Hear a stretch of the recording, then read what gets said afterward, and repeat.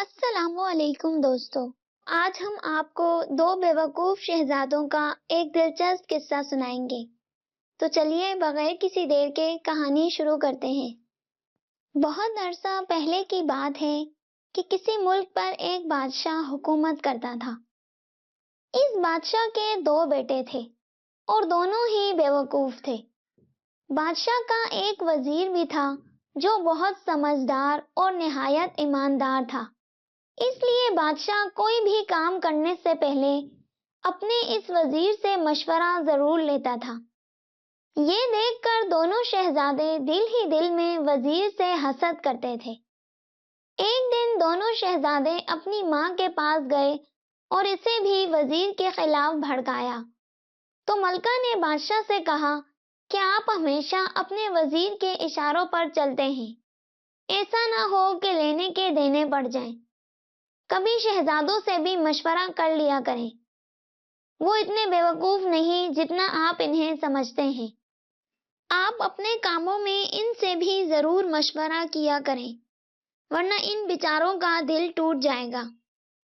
ملکہ کی بات سن کر بادشاہ نے اسی وقت اپنے دونوں شہزادوں کو بلایا اور کہا کہ میں کل تم دونوں کی ذہانت کا امتحان لوں گا، تاکہ مجھے پتہ چل جائے کہ تم دونوں کتنے سمجھدار ہو۔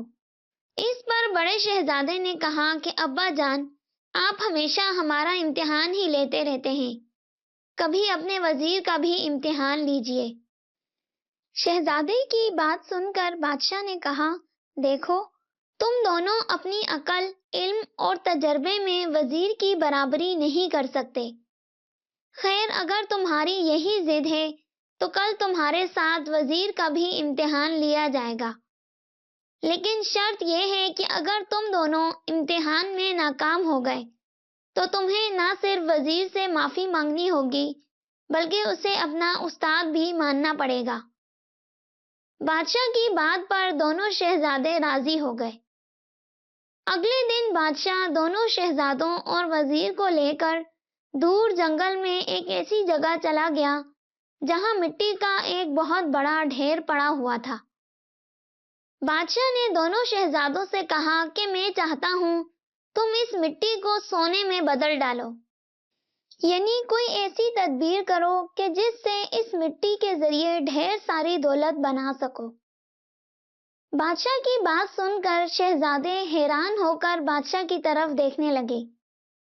بادشاہ نے اونچی آواز میں کہا کہ حیران ہو کر میرا منہ کیا دیکھ رہے ہو؟ میں تمہیں 1 مہینے کا وقت دیتا ہوں۔ تم دونوں 1 مہینے میں اس مٹی سے دولت کمانے کی ترکیب سوچو۔ اس کے بعد بادشاہ وزیر کو لے کر تھوڑے فاصلے پر ایسی ہی دوسری جگہ پہنچ گیا۔ بادشاہ نے وزیر سے بھی یہی بات کہی جو شہزادوں سے کہی تھی۔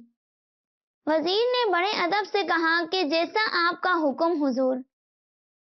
دوسری طرف شہزادے کافی دیر تک سوچتے رہے کہ مٹی کے ذریعے دولت کیسے کمائیں، لیکن دولت کمانے کی کوئی ترکیب ان کی سمجھ میں نہ آئی۔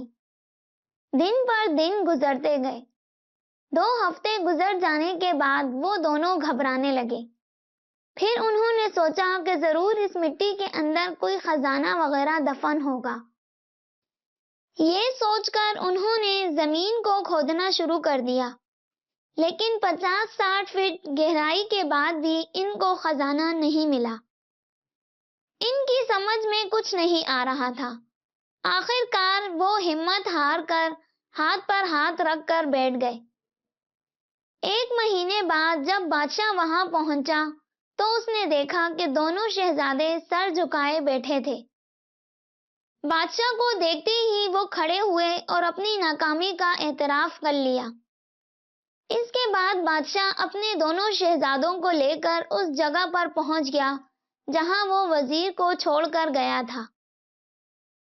وہاں جا کر اس نے دیکھا کہ بہت سارے کمہار مٹی کے برتن بنا رہے تھے اور ہزاروں خوبصورت برتن بن کر تیار ہو چکے تھے۔ برتنوں کا ڈھیر دیکھ کر بادشاہ بہت خوش ہوا۔ جب برتن بازار میں لے جا کر فروخت کیے گئے تو ان سے ہزاروں روپے حاصل ہوئے۔